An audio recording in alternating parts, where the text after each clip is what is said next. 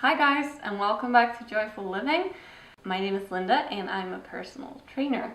And today I want to talk to you about how to get started on your fitness journey.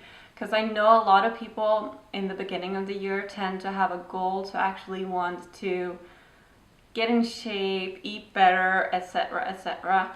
But then around February sometime, a lot of people drop off and don't continue with their goal of being more healthy. So I do want to talk a little bit about that.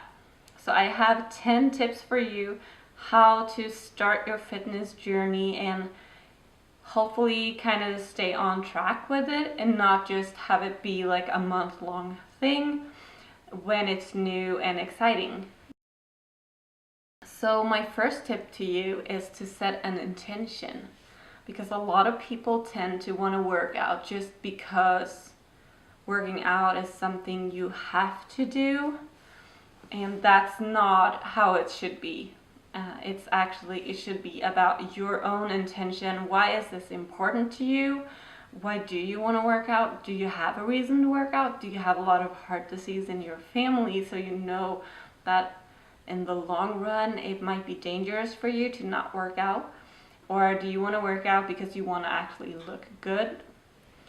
Or do you want to work out because your friends are doing it and it seems fun?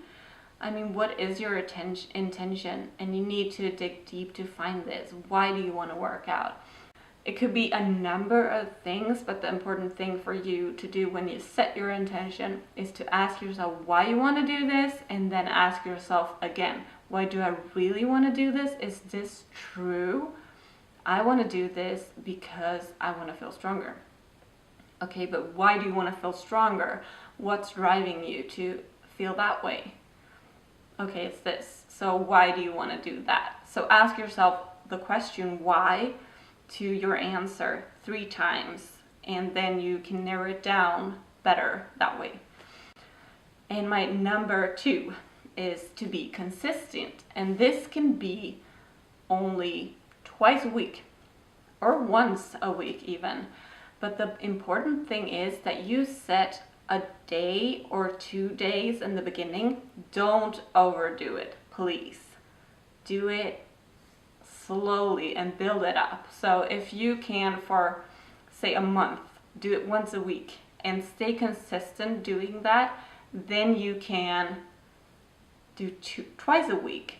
And then if you stay consistent with doing that for a month, then you can add, if you want to work out 3 times a week and see if that works for you, you can do that. But don't overdo it and say you want to work out 5 times a week and then you do that for a week or 2 and then it's just too tough, you get sick and everything else happens. Life happens.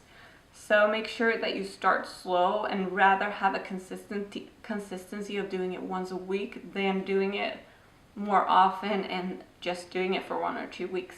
So consistency is key. And also number 3, what can you manage? What works for you? Do you have kids? Do you have a full-time job? Do you have activities on the side, etc., etc.? Please be true to yourself and see what's possible in your life, because our lives look completely different from one another. Some people might work with this type of stuff. Some people get benefits from work where they get to go and work out. Our lives are different, so be kind to yourself and see what actually works for you. How much time and energy do you have to put on exercise?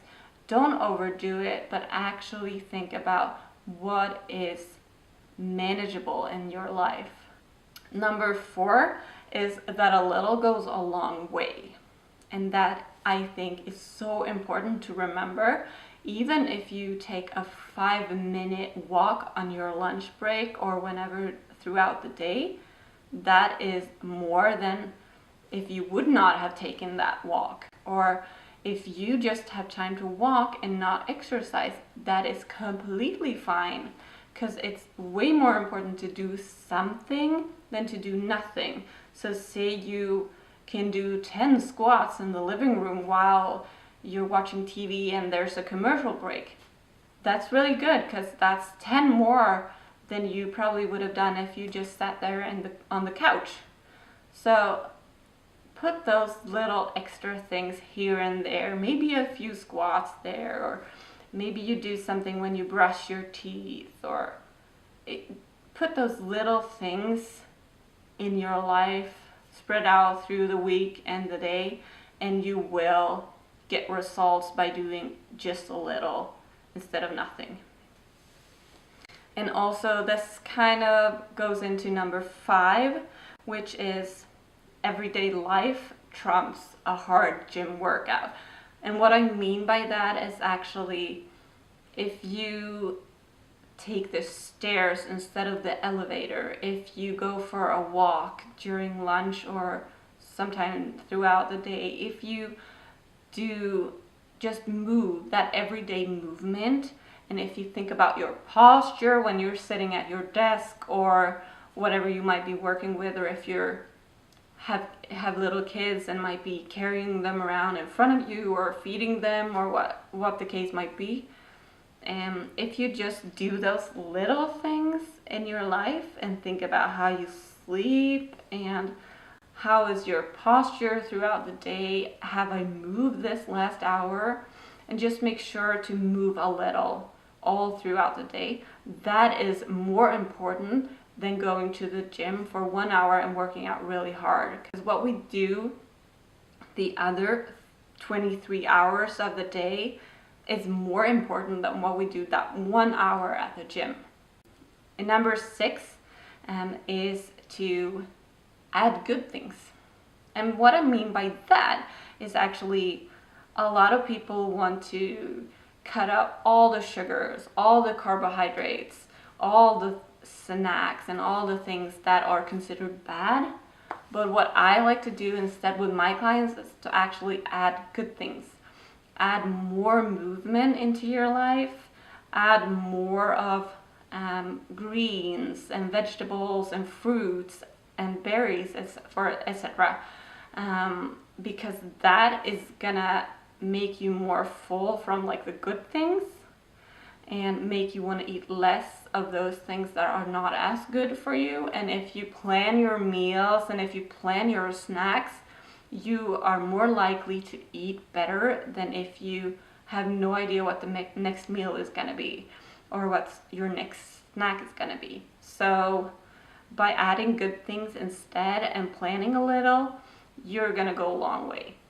Number 7, and that is to hydrate and to sleep, because it's really important to drink a lot of water to flush out all the things that are in our system, and it's also good for digestion. It makes you not want to eat all the time, because sometimes we confuse hunger when we're actually thirsty. So try to have a glass of water when you actually feel hungry, because sometimes that's your body signaling that you're thirsty.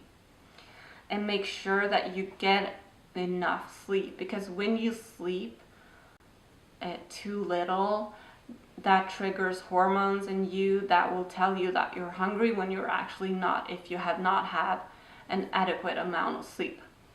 So that's also something to think about.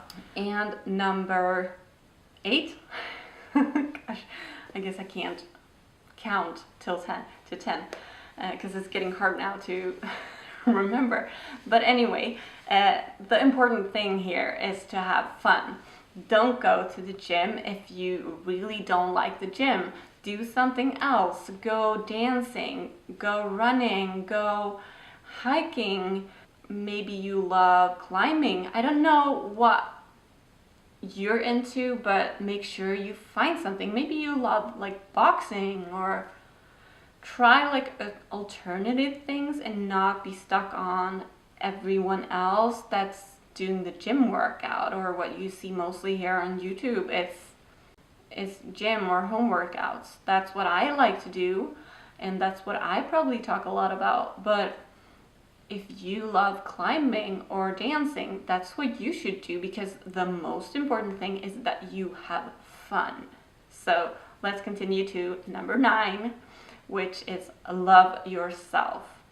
Because whether you are really fit or whether you have never worked out before, or if you're uncomfortable with yourself, or if you feel really good in your own skin, do love yourself, because you are beautiful inside out, no matter your experience, no matter your size or the amount of muscles you have on your body or anything. You need to see the beauty inside you, because that's more important than anything. Society tells us that we need to look a certain way, we need to be a certain way, need to have a certain personality. But the important thing is to be true to yourself and to love yourself, because you can go a long way by doing that. And the last one that I want you to take with you is number 10, and that is to take help from a personal trainer, from a friend, from someone that has a little bit of knowledge in this field, because it can feel really overwhelming at first if you're not used to these types of things. If you haven't worked out a lot, or if you don't really know how to structure your life around working out. So take help. That's going to get you a long way too. So these are some really simple tips that I just want to get you thinking a little. Set intentions. Be consistent. Think about what you can manage. Be aware of that a little goes a long way. That everyday life movement trumps a hard gym workout. That it's good for you to add the good things instead of taking out the bad things. Think about hydration and sleep. Think about having fun. Think about how important it is to love yourself, and also take help if you need it. Or even if you don't need it, it's a lot more fun to work out with someone. So if you can do that, that's going to be amazing too. Thank you for watching this video. I hope you enjoyed it. I hope you want to come back here one day and look at some other videos that I'm making. If you do, please hit subscribe, and maybe also a thumbs up if you like this video. I hope I'll see you later. Bye!